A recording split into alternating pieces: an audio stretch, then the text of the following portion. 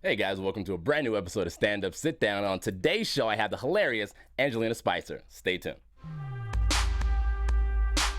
You are now tuned in to Black Hollywood Lives. Stand up, sit down. There you go.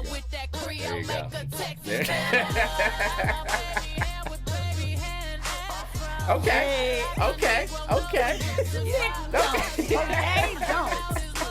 Don't.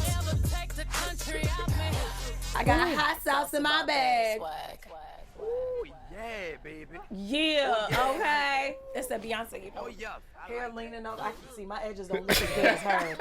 So I can't do how Beyonce did it. So. Welcome. Hey, thank you. Welcome. Thank you, Mr. Nick. How are you? I'm tired is what I am, but I'm here. Yeah. I'm here. Yeah. You know, I have to say this because this has been, I want to say it's been a long time coming. Reasons being because like I would see you pop up, and this really is like just social media. I would see you pop up, and first it's like, okay, these eyes first off. That's the first thing. They big, right? They're big, but they're also gorgeous, right? Thank you. And so like on these Instagram posts, so you look and you're like, okay, well, like her eyes are fantastic. Thank you. And then you're like, okay. And then it's like once I got past that, and I was like, oh, she's hilarious. Oh, thank you. And then you have, you were entranced by the eyes. Is that what it was? That's what happened. Yeah. Okay, I'm gonna take it then. Thank you. But yes, I am funny. I am crazy. I never take myself too seriously. So, the eyes bring all the boys to the yard. But then after that, they be like, oh, she kind of crazy, And men like crazy women. So, Sometimes. It's good. What you mean sometimes? No, us crazies be out here winning. Okay, no, you're right. Yeah. Right. So you're right. You might got some sense, but most people be like, "Oh, she crazy." That's me all day. That's the one. So let's start from the beginning. Let's go all the way back to Brooklyn. Okay, all the way back to BK. Yeah, Brooklyn in the building. Actually, but I live in Burbank now, so I can't even claim Brooklyn no more. I'm in the boring ass BK Burbank. But yeah, I grew up in Brooklyn. I was like I grew up next to Marcy Projects by Biggie. Not in Marcy. No shade. No, you know what I'm saying. No shade to Marcy. But you were within arm's reach. Yeah. Okay. Adjacent, as we would say out here in Cali now. Yeah. But yeah, I grew up in Brooklyn. I moved from Bed-Stuy to Crown Heights. I was like the only black chick within like 10 miles of like, it was all Hasidic, basically. Hasidic Jewish community. Was that weird? Were you like a fish out of water? Or? When you're a kid, you don't really know. Right. You know what I'm saying? Right. And I just knew that my neighbors couldn't eat my snacks. So like when we would go outside to play, I'd be like, Chaimuchka, you can't have my chips because they are not kosher. Right. So, but like I would babysit my neighbors' kids. They had like 6 kids next door. And, my mom used to go wig shopping with the lady next door. My mother loves wigs. And I do too, can't you tell? But yeah, so I didn't really feel like a fish out of water. Now that I know, I should have felt like a fish out of water. But see, like that's the great part about being young and being a child is that, you don't have any of this like outside stuff in. It's just like, this person's cool, I'm cool, and we're just... Exactly. That's exactly how it was. It was just like, okay, y'all want to ride my bike? Cool, but you ain't getting my chips. Not getting my chips. Not getting my chips or my Snickers.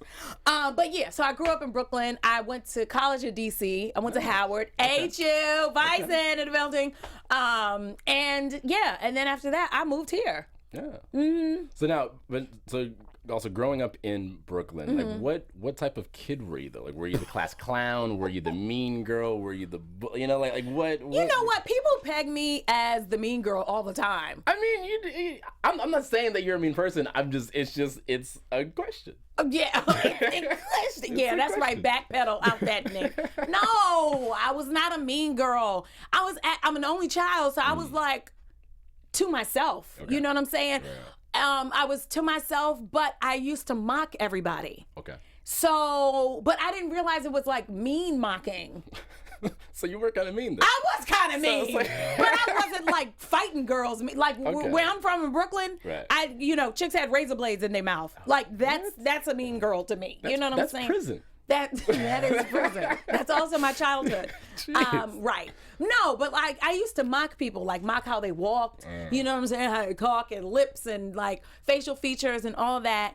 But I was really to myself. But it wasn't until like I realized that like people were laughing that damn, like maybe I'm kind of, I don't know, good at this or something. So whatever. So I mock people. That's what I do. Even now.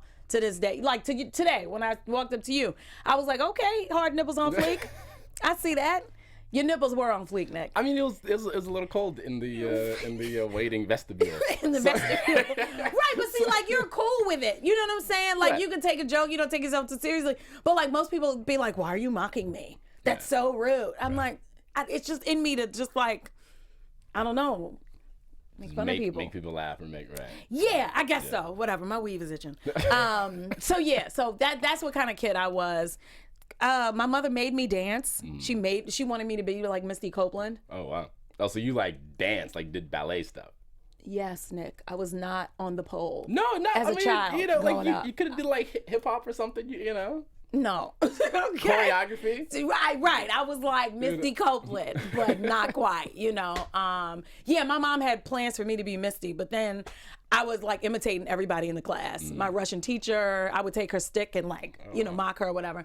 But yeah, no, I am not, I hated ballet.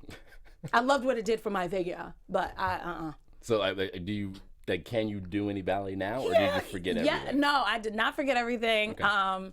I still do ballet now, but just to like keep in shape. Yeah. You know what I'm saying? Yeah. Mama got to keep this snapback, got to keep this body together. Yeah. And I hate the gym. So I go to dance class. I feel like we all do. Really? Yeah. I just don't go. Oh. Yeah. Oh, okay. Yeah. Well, you're thin. I have that fast metabolism, you know what I mean? So like, right. Prison muscles on fleek. Right. That's right. Exactly. That's exactly what it is. Right. You know. Like when I hit like 30, 35, then I'm like, okay, let me like try and do something. But at least now. I mean, you may not even have to. You might be thin. What your daddy look like? Pot belly, bald head. Oh yeah, you gonna have to hit that gym. You need to be in that gym now. No, like I definitely have like an old grandfather body. Like it's already starting to come. So I feel like I'm like, okay, maybe I should probably do something. To mitigate this downfall. But I'm also like not there yet, you know. Okay. So I'm like, so you say when it happens, I'm like, what your girlfriend say though? I mean, she's fine with it. She wants me to work out. But, there you go. But anybody got time for that? You like, but it'll happen eventually. Eventually, yeah. I'm not mad. I am not mad. Work it out. She's happy. I'm happy. What introduced you to stand-up comedy? Actually, I was doing a lot of sketch, which is pretty much mainly what I do anyway. Right. But I was doing sketch. I was on a team called in a group called Broad Comedy. And we were doing a run at the Acme Theater here in LA, and then we did a little college tour. And it was me. Of course, I was a token black because that's what it is. But I was cool with it. And I was working with Take 180, which was a Disney online sketch series at the time. So I was doing both of those, doing a whole bunch of characters. And during our run at Broad Comedy, this white lady, real nice white lady, I love this white lady, came up to me and she was like, "Are you doing stand-up?" And I was like, "No." She was like, "Why are you not doing stand-up?" I was like, "Well, I was kind of," and she turned out she's a producer she's a producer here in LA, and she also encouraged me to do stand-up. So I tried it. Her name is Leslie Wolf, and she is of thebomb.com. So she told me that I need to be doing stand-up, and I was like, all right. I'll try it because I'm crazy. Nice. Mm-hmm. So then what was that first show like? It was amazing. It was like heroin. I was like, on stage, I had the heroin lead, you know what I'm saying? Then afterwards, I was like, wow. Yeah. I need more shows. That's how it works. That is how it works. But then I bombed for the first time. Nice. What was that like? Nice. Yeah, because you got to take a couple L's to the chest. You got to. You know what I'm saying? That it was a hard L. I was like, what is you like? You question every decision you've ever made in life when you bomb. Yeah. God, it was awful. It was at the J Spot. Oh. wait. What's that? Oh. No, because have you bombed at the J Spot? No. I've seen. I haven't performed at the J Spot, but Okay. I've seen people bomb at the J Spot. So I feel like it's a little harsher at the J Spot bombing versus like bombing somewhere else. That was where that O was. Yeah. But it's a great club though. I love the club too. Yeah. Right. I mean, you really learn how to, like, you really get your comedy chops up at the J Spot. However, that was an L that I was just not ready for. Yeah. You know, I think it was my third time on stage. Okay. And they booked me for it. And at that point I was like, oh, I'm getting bookings. I'm not turning anything down. Yeah. I'm gonna go, you know. And I went, and it was like the club. I was like, oh, turn up. And they called my name, and I went up there, and it was straight crickets. Number one, it was crickets. And then this old man, bless his heart, stood up and was like, somebody was like, oh, hell no, she ain't got no jokes. But I kept going. There you go. And then this old man in a wheelchair stood up. Wow. Yes. Like Jesus came over and touched him. Wow. Laid hands. And he stood up and was like, y'all leave that girl alone. She up there trying to tell them jokes. And then somebody got mad at him and was like, sit your old ass down. And by that time, I was just like, but I finished my set. Nice. And bless Ramona Stevens, bless her heart. She came up there and got the crowd back because I just destroyed. How long was the set that you did? 8 minutes. Oh, okay. And that was your third time doing it? That was my third time on stage. 8 minutes is a long time for your third time doing it. Especially bombing. That's a long, quiet. But it wasn't even quiet. That crowd was aggressive. Yeah. They were mad at me. They were mad at him. Ooh, they were probably mad at J. Anthony Brown because I was up there. I was like, this is awful. But you grew from it.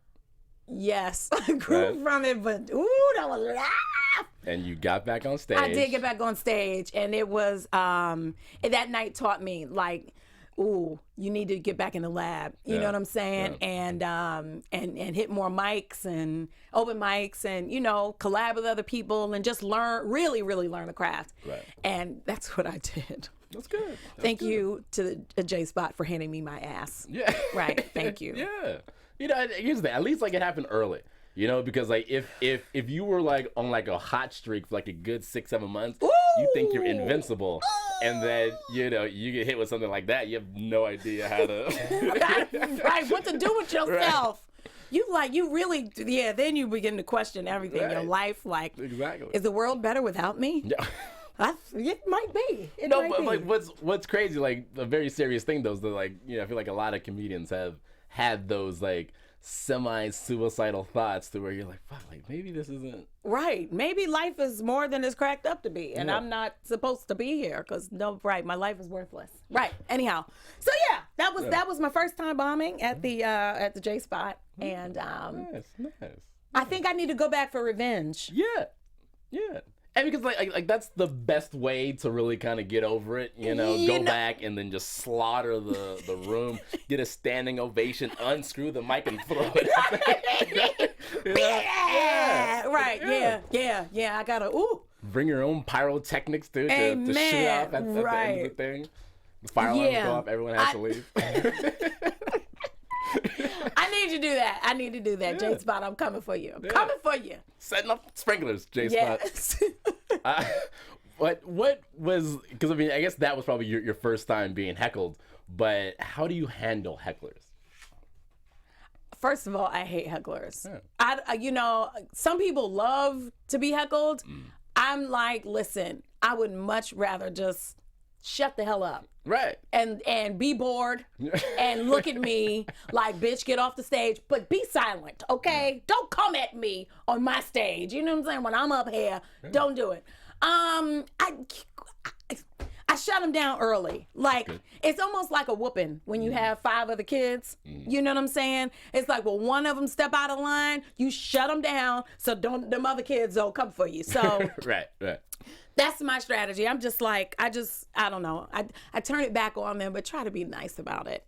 But when they keep on coming, the comedy union, sometimes they like to talk back. Yeah. Right. But, you just shut them down and keep it moving. Right. Keep it moving. Have you ever like gotten into like an altercation? No, like, no. It's never gone that far. Because I can't fight.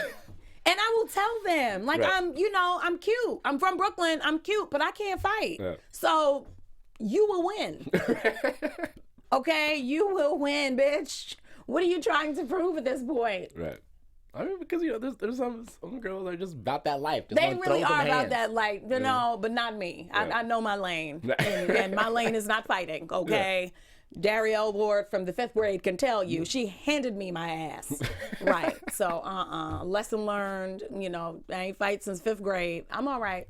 I don't need that. Do you think that women comedians have it difficult or have it more harder than their male counterparts? Yes, we have it more harder. That's but I said it and I went with it. And you owning it. Yeah, I was like, we're just gonna keep it going. We're just gonna, No, I think women in life have it harder than men. I'm not even gonna relegate it to just comedy. You know what I'm saying? I think that there's a stigma that women are not funny. Right. Whatever. There are plenty is of wrong, yeah. Of course. Yeah. Otherwise you wouldn't have me here. Right.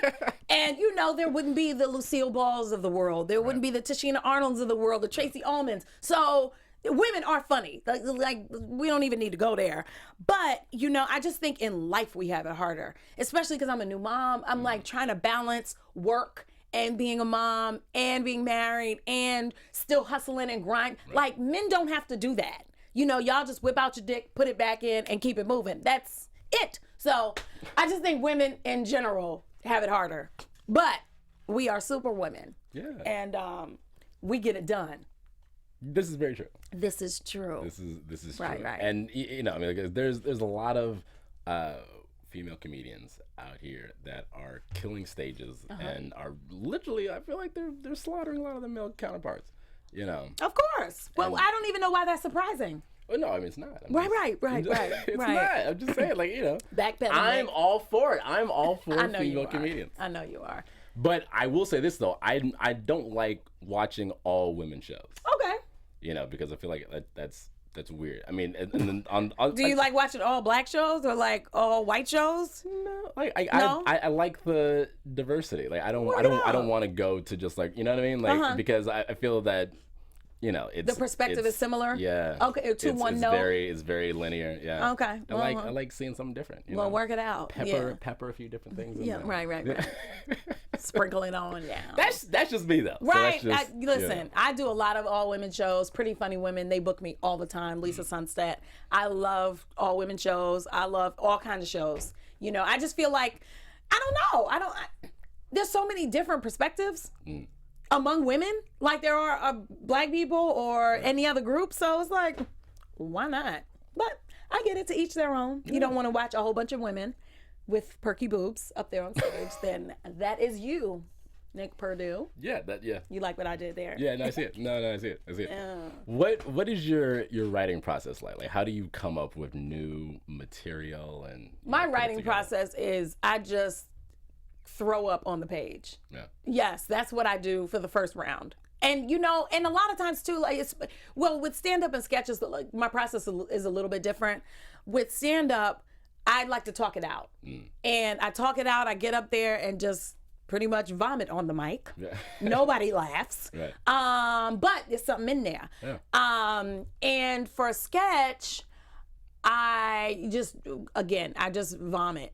I vomit out a script, and usually it's like 12 pages long. Shit. Yeah. It's a long Don't sketch.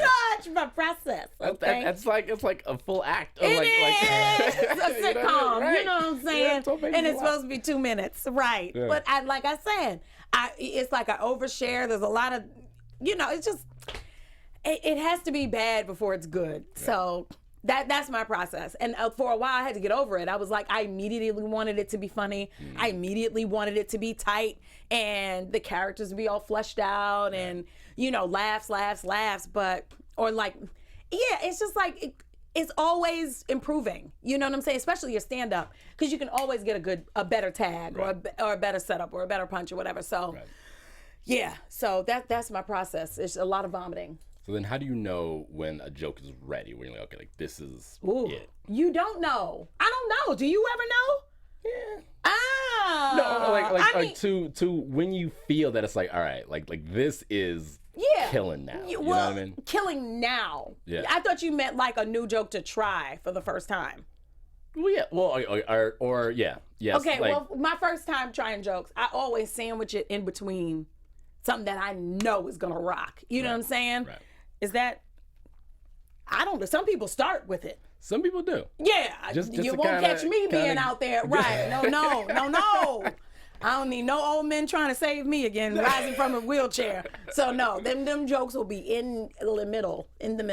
So anyway, but nah, I after I've like, for the first time, I sandwich it like I said, but how I feel it is when you just listen to the crowd. Yeah. Like, listen to the crowd at every step. Like, ooh, they didn't hear they didn't get the first tag. Okay, they didn't get that punch, but they got the big one at the end. So okay, so there's some work to be done in the middle. This is like, do people like hearing about that? Yeah. The process? Okay. Yeah. I just feel like it's so arduous and well, I mean, because there's people who watch this for, you know, the talent. Right. Of course.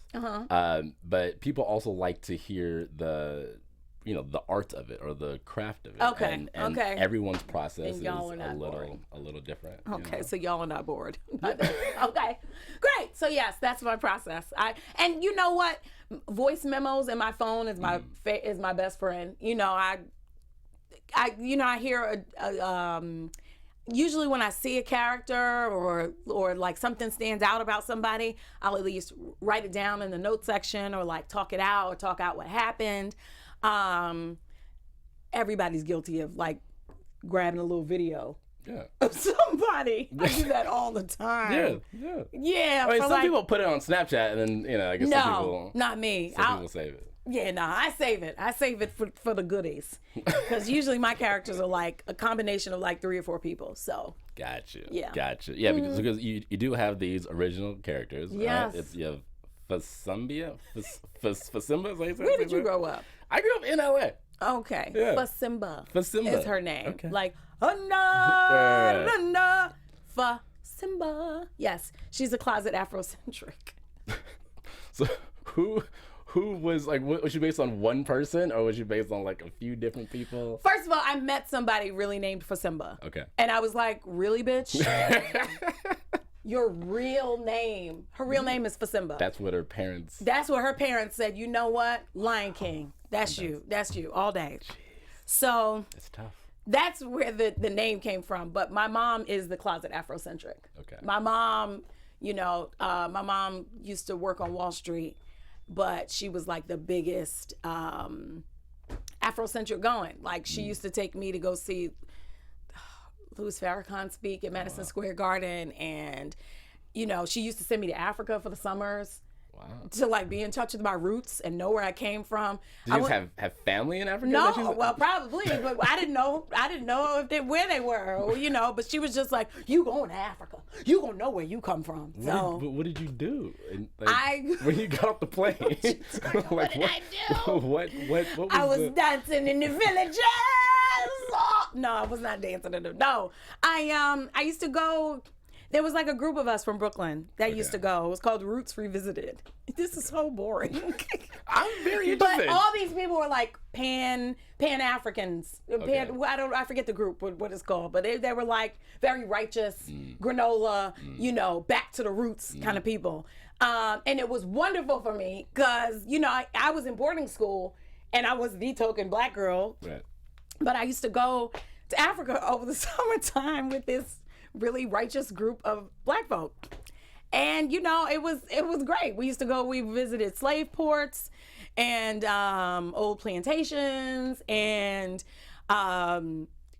we'd go visit schools and villages and all kinds of, life enriching things. So it was great. But that was my mom. She was like corporate exec by the day.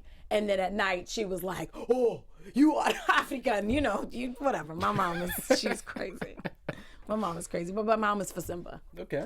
And then you have Black Flo. I have Black Flo. Black Flo was pretty much, because I was thinking, kind of like we with Gangster Wives, Gangster Wives, I was like, why isn't there like a real, like a reality show based on real gangs? Like Mob Wives, okay, that them chicks was gangster. You know what I'm saying? Yeah. Angie with the, Angie was real, but like, what about the Crips? Crips and the Bloods been around, the Latin Kings been around since forever. Where's their show? You know what I'm saying? But I was like, do they want a show? That's because that's the other question. Everybody wants a damn reality show. Who doesn't want a reality? Well, me and you don't want a reality show. But these chicks, I think they would want a reality show. You know what I'm saying? Flipping that work. Wow. Right. But you can't show that on TV. No, but you can suggest it. You'll have a whole bunch of people just caught up now. Amen.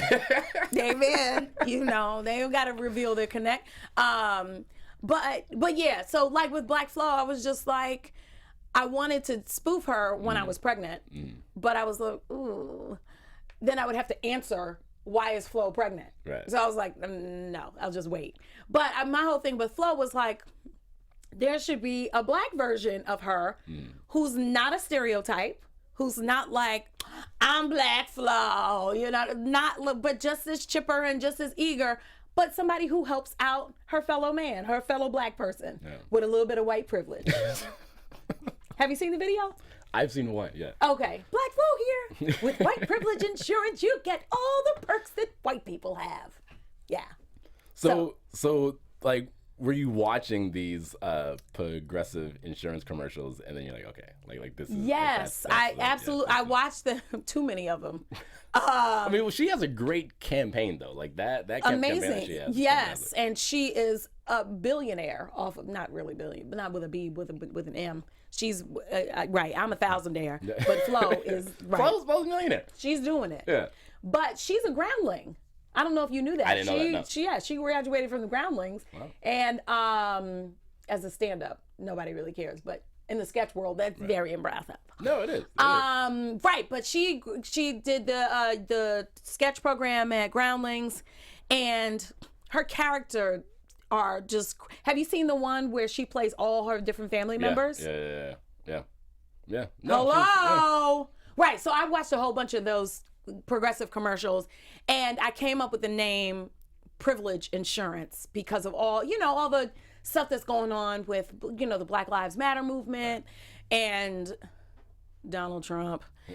And I was like, Ryan Lochte and all these double standards, and I was just like, Black Flo would hand it out like Oprah. You get privilege. You get privilege. You get privilege. Just so you know what it feels like, just a little bit. Just a little bit. Just a little bit. Put a little sugar in the coffee. Yeah. Myrtle P. Tubbs. Myrtle P. Tubbs. Myrtle. You like Myrtle?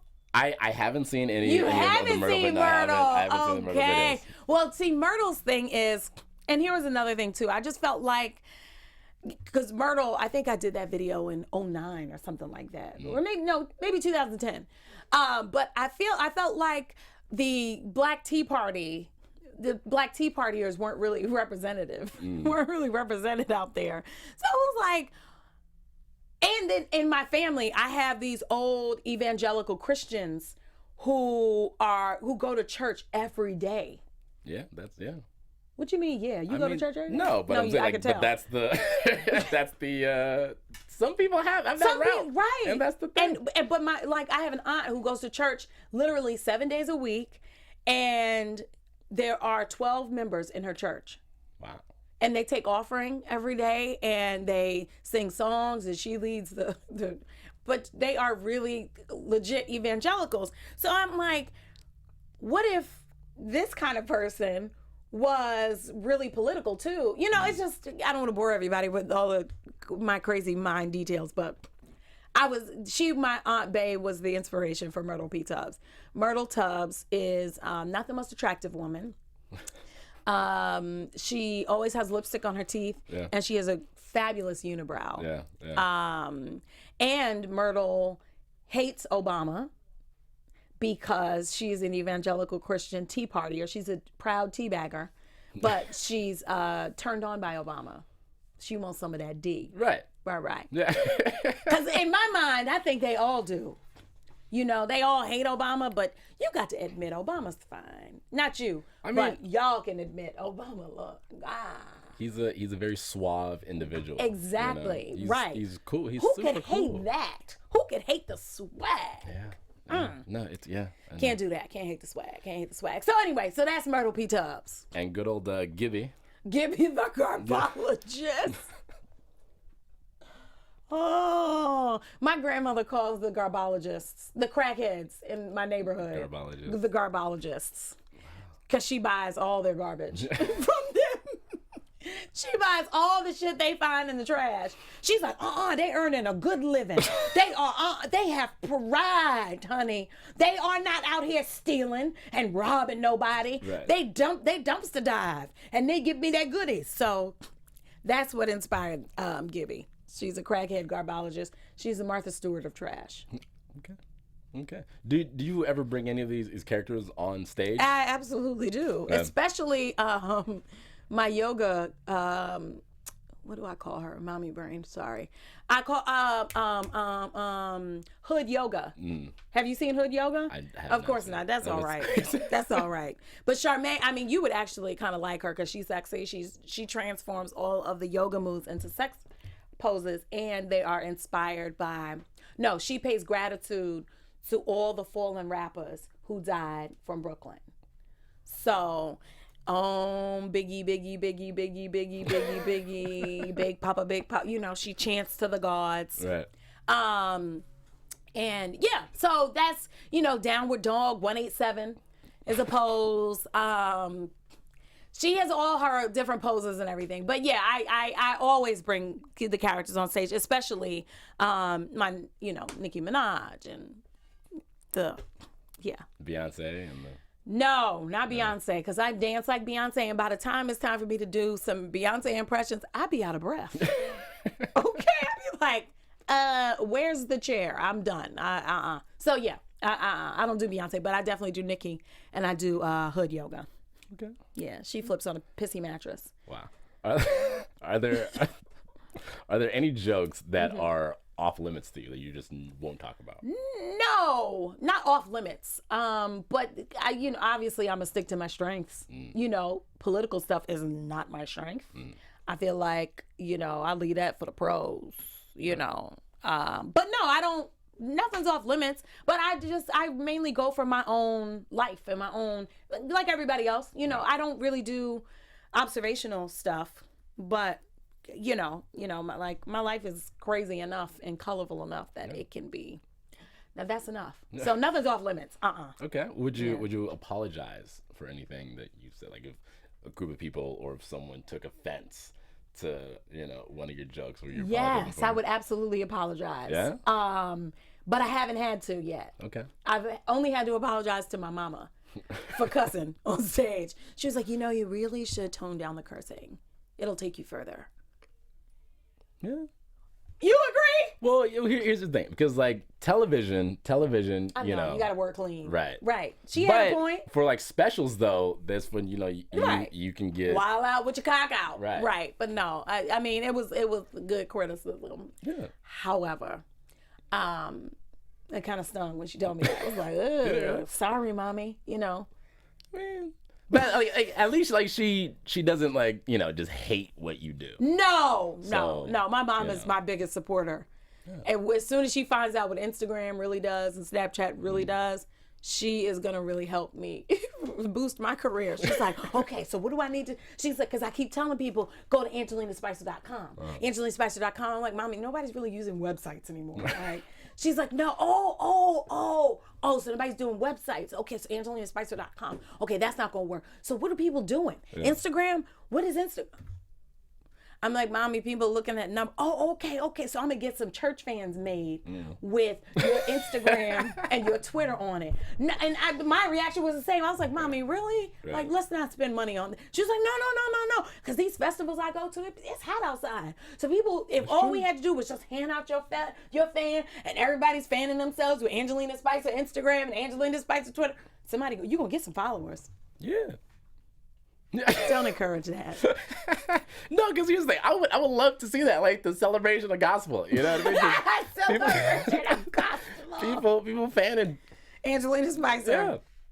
You know, and then like it would have to be like a semi-provocative photo too. You know, just because that's how you get people. It's like really, you know, because She won't do that. But church folk, you know, you hit them with the ministers. They be like, Lord. Right. Exactly. Lord, and God said, "Oh, Angelina Spicer with the titty meat." Okay. Right. Yeah. No, you're right. Provocative photos. Stick a pin in that. Provocative photos right there in church. Oh. TD Jakes and Right, TD Jakes, Angelina Spicer's titty meat. Right. Yeah. 2 and 2. Right. So anyway, that's that. Okay. Yeah. Okay. And you are a mother now. I am. Congratulations. Listen, your child's beautiful. Thank you. Gorgeous. You really mean that? No, I'm serious. Like because like I'm looking on your thing and I'm like, yo, like because like you don't like nothing though. You just be Instagram stalking. I'm like creep. I'm a super it's super creepy. But that's also weird too because I'm like, I don't want to like someone's kid's photo like if I don't know them and then if I don't, you know what I mean? Because like you better double tap that weird. motherfucker. I will start double tapping. I will start double tapping. My ego needs that. But yeah, so you have a great looking kid. Thank you. And because I've never seen your husband, so I'm thinking, okay, like your husband has to be a good looking guy. Oh, he would appreciate that. I was, he'd be like, oh, okay, you think I'm looking, you're right. No, most people, listen, backtrack. Okay. I've never seen your husband. Okay. I do not have a phantom husband, guys. Okay. Everybody's always like, why haven't I seen your husband? Right. Because he has a job. He has a career. He's not out here in these streets with me at open mics or at shows. He comes to my shows. He used to before we had a baby. He comes to all my shows. But my husband is an attorney. Okay. He represents guys on death row. Oh, wow. He has a very hard job. But he is the white Johnny Cochran if Johnny Cochran was black. Okay. If Johnny Cochran was white. I fucked that up. Anyway, but no, my husband, he does exist. He is white. He's not Jewish. He looks Jewish, but he's not. But I appreciate it. My husband is attractive, and my baby is gorgeous. Yeah. I had a little bit to do with that too, though. No, you did. Yeah, because we see the eyes. Right. So, she has my husband's eyes though, blue. Really? She got blue eyes. I got a blue-eyed baby. Can you believe that? Yeah. I mean, you know. I'm like, wow. Gerber, you need to get a. She just got an agent. Nice. That's because that's listen.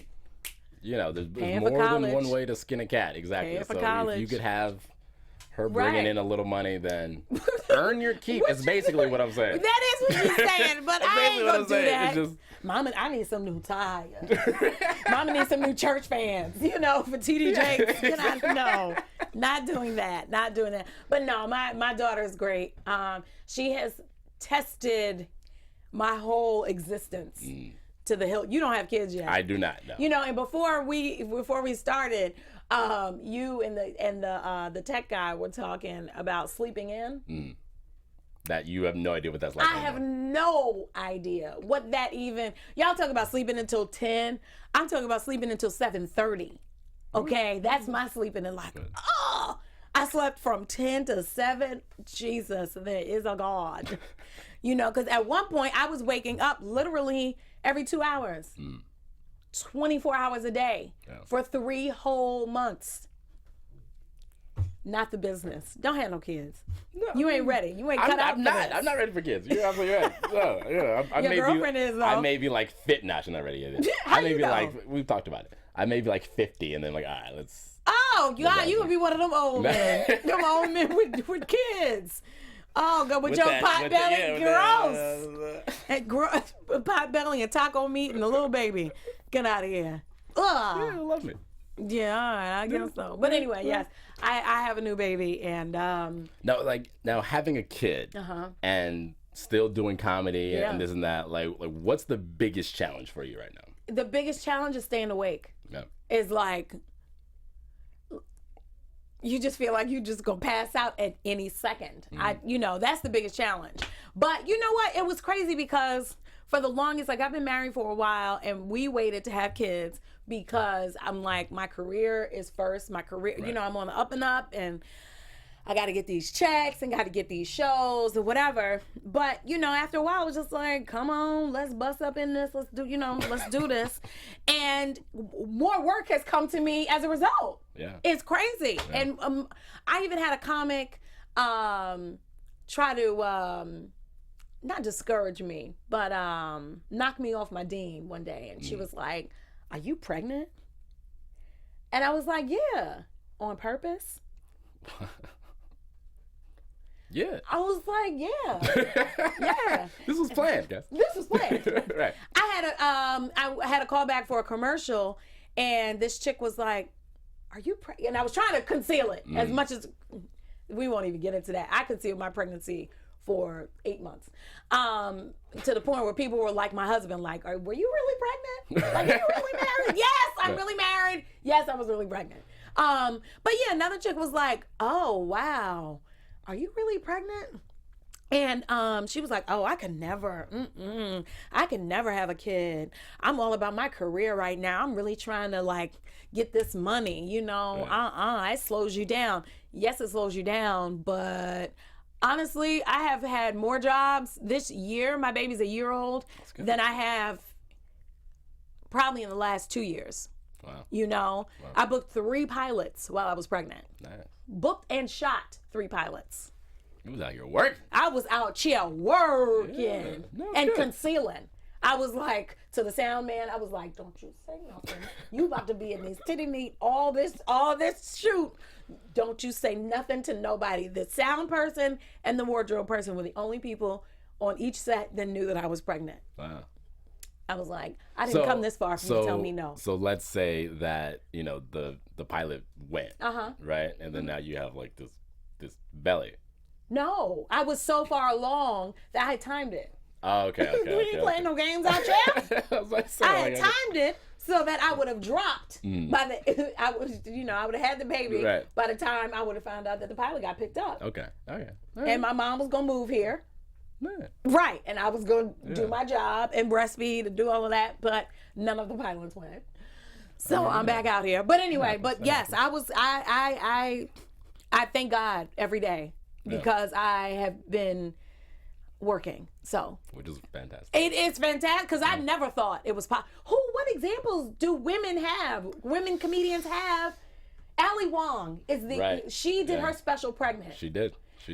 And because you were on stage pregnant. I was so Let us not forget. Oh God! You were on stage with that belly. Just out, no, because some of the photos, it's you. I just, like yes, hunty. Yes, I was out there. I was on stage pregnant. Yeah. I was on stage. My last show was 4 days before I delivered. Wow. Yes. Wow. And I was doing sketch videos. I was working because I was like, I did not come this far for anybody to tell me no. Right. Just because I had a baby or have a baby does not mean that I can't perform at the top of my game. Right. I do trophy modeling for award shows. Right. And I've done the AMAs for the last 3 years. They did not know I was pregnant on stage with Taylor Swift and Diana Ross. Like, and of course you can suck in all you want. Right, but there's that a human. Going nowhere. Right, yeah, No. exactly. Yeah. I had on Spanx. I tried every damn thing, everything in the book. Yeah. I was like, they ain't not gonna shut me down. Right. I had on my 6-inch stilettos, and I was like, oh please, but you couldn't tell. You could not tell. They covered up my boobs, and then the following year, this last year, I did the AMAs again. And I was like, hey guys, they were like, did you have a baby? I saw your Instagram. When were you pregnant? Were you really pregnant? Again, were you really pregnant? Yes, I was really pregnant. Yes, I really had a baby. And again, I had on 2 pairs of Spanx because I was like, I don't know where this camera is going to pick me up. So y'all, and I had my little pooch because the AMAs were 2 months after I had my baby. So I wasn't fully snapped yet. Man, lo and behold, the first award of the night, I'm on stage with The Weeknd and Prince. Oh, wow. I was like, Lord, Jesus, don't fail me now. Don't fail me now. Sucking in like crazy. But yeah, so I have been working these Spanx, working these nipple pads, trying not to spray the walls, and just, continue to work. You've, as we wrap up, because I've seen that a lot of people talk about, breastfeeding in public and how I guess like mothers feel victimized because like people make them feel bad about, nursing their child. Yeah. And so you've just taken to Instagram and you just out here in these streets, just baby hanging off the teats, snapping. Listen. You're just out here. I am out here, and I know we got to wrap up, but I'll make it quick. The reason why is because I had really bad postpartum depression, really bad postpartum depression, and that's going to be in my special, that whole story. But I had really bad postpartum depression, and because I couldn't eat, I couldn't sleep, I couldn't do anything besides keep her alive, and so there was no light anywhere. But the only thing that was consistent was that she wanted the boob. Right. And at the time, that's the only thing that I could find that was funny about my life. Was like, yo, she just shit all up her back. But she still wants my titty right now. Right.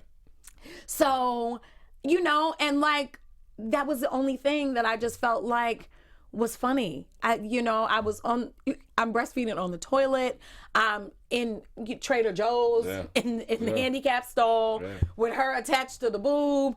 And I'm like, this is life. This is my new life. And this is crazy to me. And little did I know that all these other women have the same experience. But people shame, I get it. You got your boob out and there's another person attached, like sucking your boob in public. Right. I get it. But it's also natural and it's all like, she's like, hungry. What am I supposed to do? Hopefully we all did it. But it's like, what are we supposed to do? But, I didn't realize that it was something that women could identify with me about, and that they felt connected, and I felt connected to them also. So my girlfriend and I, she's a cartoonist. Her name is Shari Perry. We have teamed up together to release some cartoons about my breastfeeding experience. So tune in to Instagram. We're going to be launching them this week at Angelina Spicer. And it's all about my whole breastfeeding experience. Have women reached out to you? Yes, for tips. Because of the... And I didn't even know that I was like some breastfeeding martyr. I did not know. I was just like, I need something to post. And, I juice every day. I've juiced since I was like 16, whatever. I'm one of them people. But, so I did not know that, the green juice makes the titty milk pop. I didn't know. So I've learned that and I put it on Instagram and all of a sudden I'm getting DM'd by all these moms like, what is your recipe? What do you use? And I'm like, okay, girl, drink you some Guinness beer, get you some chia seeds, and if that don't work, chew on some parsley. And they're like, wow. And I have moms DMing me pictures of their milk supply increasing and happy baby. I'm like, I didn't know. My family's like, girl, what do I need to do? Oh, you giving away milk? I gave away milk because I had so much. Wow. They're like, oh, my son needs some milk. I'm like, really? Since when black folk want to borrow something from somebody? They don't want nothing from you because then they think they owe you something. Right. Like, come on now, you don't want this milk. So yeah, but I was donating milk and I documented all that because again, I was in such a dark place that was the only thing that would give me some joy. Wow. That's, you almost should have like opened up a shop and like, just be like, hey no, guys, I'm not opening a you got two for $5. You know what I mean? You can do the one.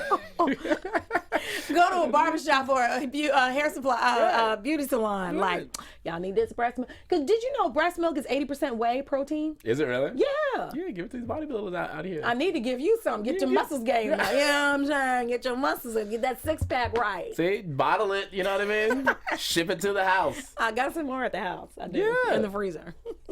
What has probably been the biggest lesson that you've learned in your career? God, it's not funny, but biggest lesson is to keep going. Okay. You get knocked down by you bomb one night at the club, or you have a horrible pitch meeting and nobody's laughing at your content, or nobody, or postpartum depression gets you down. My mom always says, keep putting one foot in front of the other. And even if that's all you do that day, is take one step. It's further than you were the day before. So that's my biggest lesson, is just keep going. Nice. Yeah.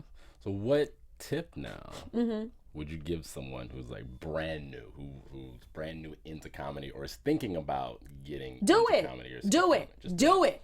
Try it. Huh? Try it. Do it. Like, why? Okay, if you're not going to be funny, who cares? The first time around, who's funny the first time? I mean, I was.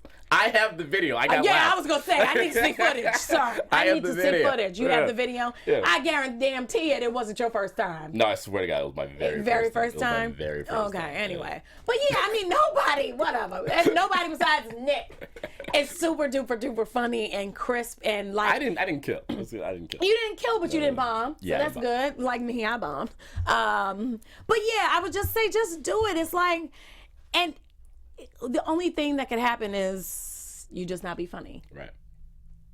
And then you do it again. Or you not do it again. Or you be like, I'm good on that. Yeah. Like me with having kids. I'm good on that. No more? Really? Because here's the thing. You can do it now and then get out of the way and you have 2 kids and then you'll be done. You can tie the tubes and be done.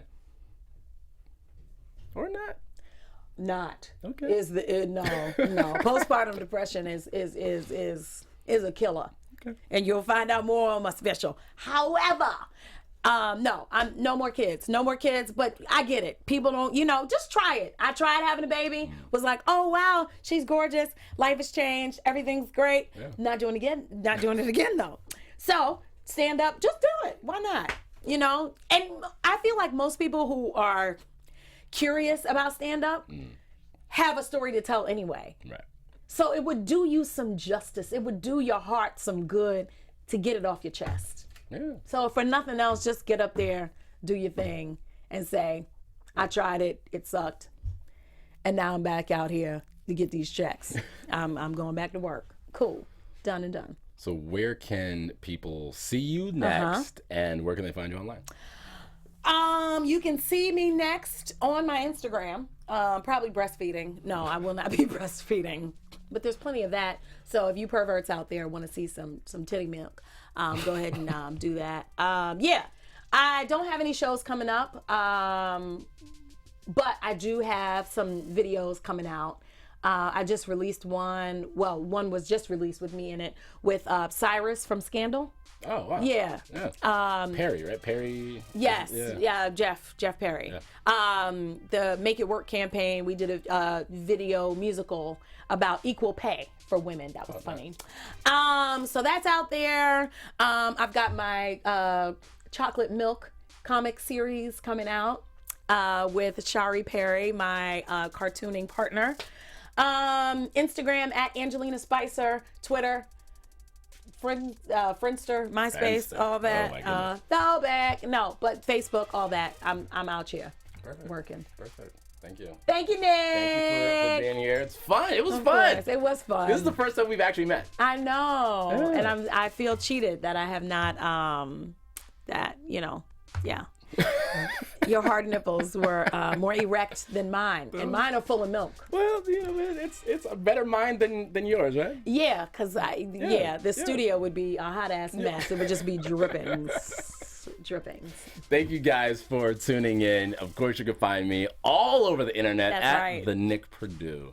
See you next time. Bye.